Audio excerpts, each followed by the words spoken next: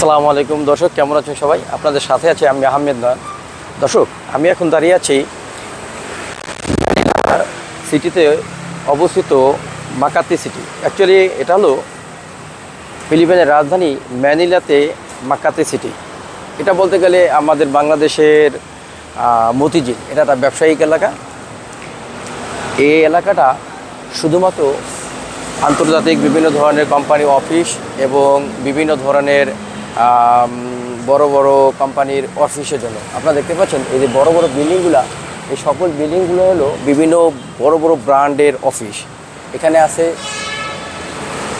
Intel life, আছে BDO এবং আছে এখানে বিভিন্ন ধরনের আন্তর্জাতিক ব্যাংক, এসটিআই হোল্ডিং সেন্টার, এটা হলো বিডিও ব্যাংক, এটা হলো ফিলিপিনের স্থানীয় ব্যাংক এবং নাম্বার 1 টপ ব্যাংক। এখানে আছে বিপিআই, এটাও ফিলিপাইনের একটা এ গ্রেডের ব্যাংক। আপনারা দেখতে পাচ্ছেন এখানকার পরিবেশ কতটা পরিষ্কার পরিচ্ছন্ন। এটা হলো আন্ডারপাসিং রোড। আপনি রাস্তার অপোজিটে যেতে হলে আন্ডারপাসিং হয়ে যেতে হবে, উপরে ওভার ক্রসিং করার কোনো সিস্টেম নাই। দেখেন কত সুন্দর এবং কত চমৎকার পরিষ্কার।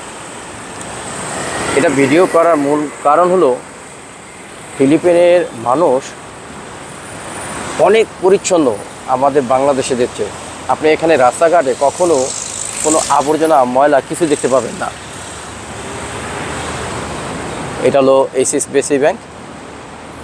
আমি আসছি আমার এই ব্যাংকে আমার অ্যাকাউন্টের, আমার কার্ডের কিছু ইনফরমেশন এবং পাসওয়ার্ড নেওয়ার জন্য। ব্যাংক অফ কমার্স, এটাও ফিলিপিনের একটা ব্যাংক। বেশিরভাগই ব্যাংক এই মাকাতি সিটিতে হেড অফিস। সামনে আছে জলিবি ফুড কোর্ট। জলিবি হলো ফিলিপিনের নাম্বার 1 ফুড কোর্ট ব্র্যান্ড, স্থানীয় ব্র্যান্ড। যেটা বলতে চাচ্ছিলাম, এখানকার মানুষজন খুবই পরিষ্কার। তারা আপনি কখনই দেখবেন না রাস্তাঘাটে বা ফুটপাতে কখনই পানির বোতল, প্লাস্টিক, কাগজ কোনো কিছুই তারা ফেলবে না। এই ব্যাপারে তারা যথেষ্ট সচেতন এবং পরিষ্কার।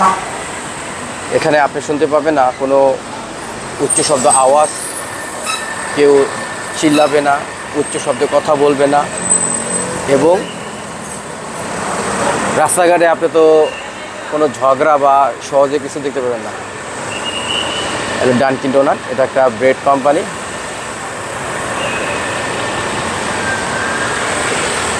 দর্শক, মূলত আমাদের বাংলাদেশিদের এখনও অনেক কিছু শেখার আছে। বিশেষ করে সড়কে চলাচল, সামাজিকতা,